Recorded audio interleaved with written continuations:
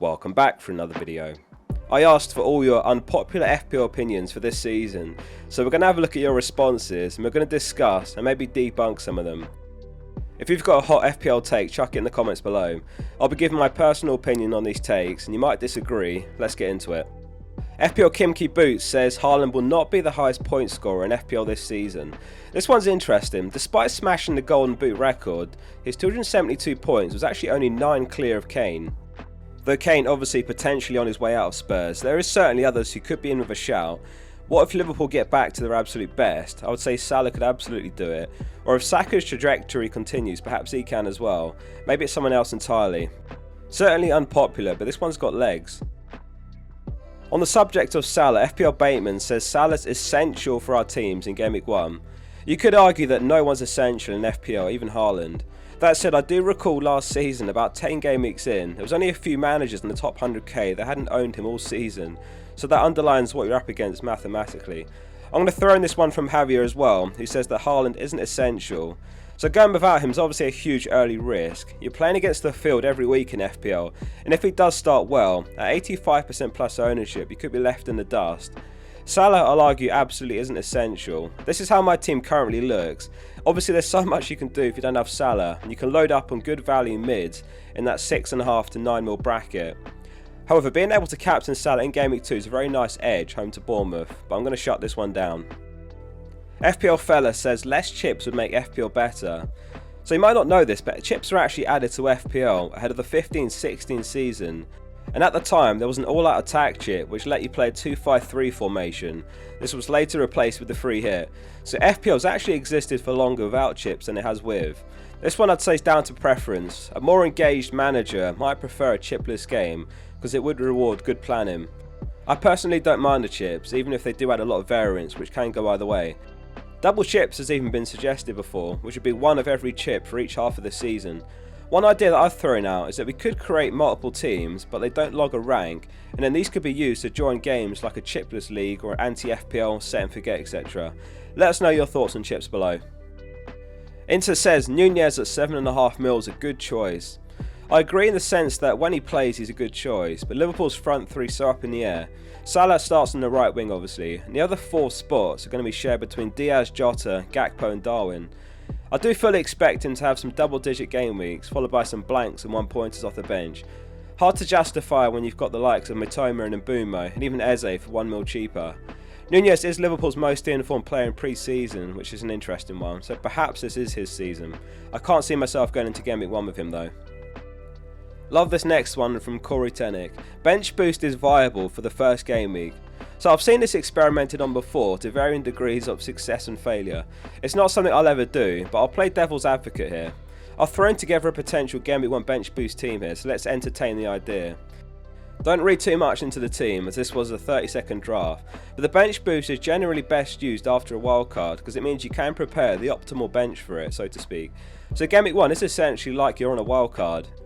Using it in Game Week 1 does mean that on both wildcards later you can go cheaper on your bench, particularly your second one, which is when we generally use the bench boost.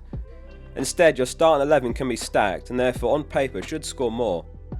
It's a hard one to quantify. Clearly the downside is that it's a single game week, and if for some reason anyone doesn't play then you've wasted the chip. Later in the season a double game week is the common time to bench boost because you at least get 2 game weeks for most of the players in your team. Nathan Bacon says Kunku will score more points than Haaland. Alright, I'm going to shut this one straight down, sorry Nathan. The only world I see this happening is if Haaland gets injured. We're talking about the best striker in the world for the best attack in the Premier League. Certainly Kunku won't be near him for goals. If he were to have a 20 goal, 20 assist sort of season, then perhaps he scores similarly. In the Bundesliga, he had 47 goals and 43 assists and 119 appearances. So a similar goal and assist ratio, but nowhere near the goals per game ratio. I just can't see it. I'm curious to hear your percent for the next one. FPL Lucky Dog says FPL's 80% luck. So if you were to split it into luck and skill percentages, what would yours be?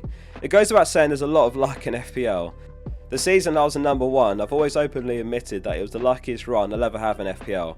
80% luck I would argue is too high though. Many managers aren't able to hit consistently top finishes. Let's take Fabio Borges as an example, who is number 1 in Scouts Hall of Fame. His rank history is consistently elite.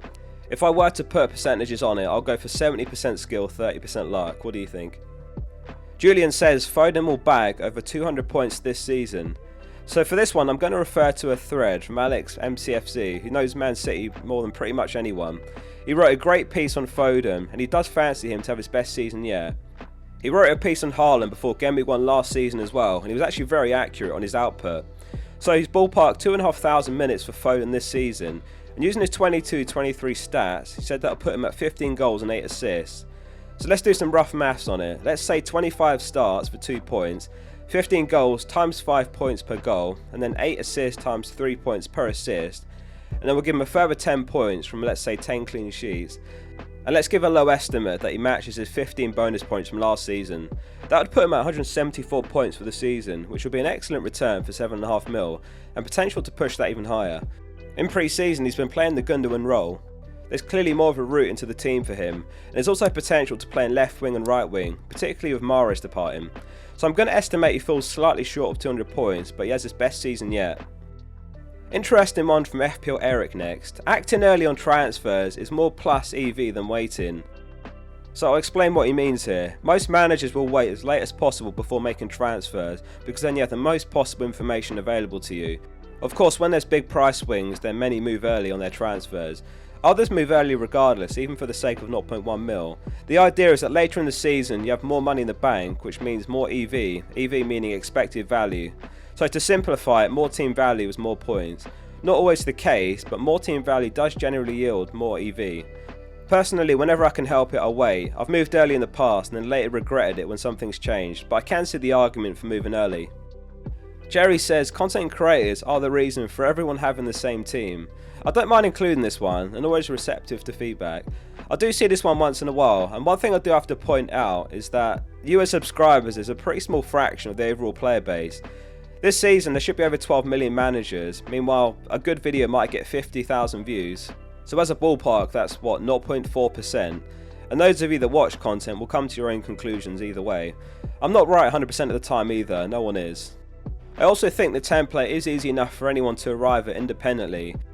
I've got a friend who's trying FPL for the first time this season, and they've built a squad that's very template with no help from me at all. This season certainly it's pretty easy to stack your team with many of last season's top scorers. Stonk says some Norwegian lad scores 30 goals. Last season Ødegaard scored 15 goals from 9.75 XG, which is a significant overperformance. To do double that's incredibly unlikely. I can't see this one happening, unless there's another Norwegian he's referring to. Right, one or two more. Greenback Soccer says you should be able to play any formation and get any players as long as you're within your budget for 15. Fun fact, when FPL first launched you could play any formation, 2-5-3 and even 5-5-0 were allowed. I'm not keen on this one though, in the sense that it is a football game, so it makes sense for actual football formations to be the rules. In the same sense, you wouldn't line up with 2-5-3 on FIFA. FPL Useless says Edison is a good idea. Alright, let's entertain this one. I'm actually going to go on the record and say Edison's hate is too high right now. Last season he was an incredibly frustrating pick. Those of you that follow me last season will remember the Edison and Kepa combo, which had an incredible fixture run and lots of doubles, and it did absolutely horribly. In the end, Edison was getting outscored consistently by Kepa, even in weeks where Edison had a double game week. Man City's 33 expected goals conceded was comfortably best in the league last season, so the defence is worth a look in. I've argued for other players like Son, in the sense that one bad season doesn't mean a player's finished and they can easily bounce back. I said the same about Rashford before Game Week 1 last season. Edison's been a great asset in the past, and there's certainly potential for him to be that again. Before last season he averaged 155 points per season, and in the 19-20 season he did miss a bunch of games, bringing that average down. That's a reasonable return for 5.5 mil. That would have placed him just behind Alisson and Pope last season. Nonetheless, he's not in my team. I enjoyed recording this one a lot. Let me know in the comments if you enjoyed it. Depending on the reception, I'll make this a seasonal thing. We're back with some more serious content next, so make sure you subscribe. See you soon for the next one.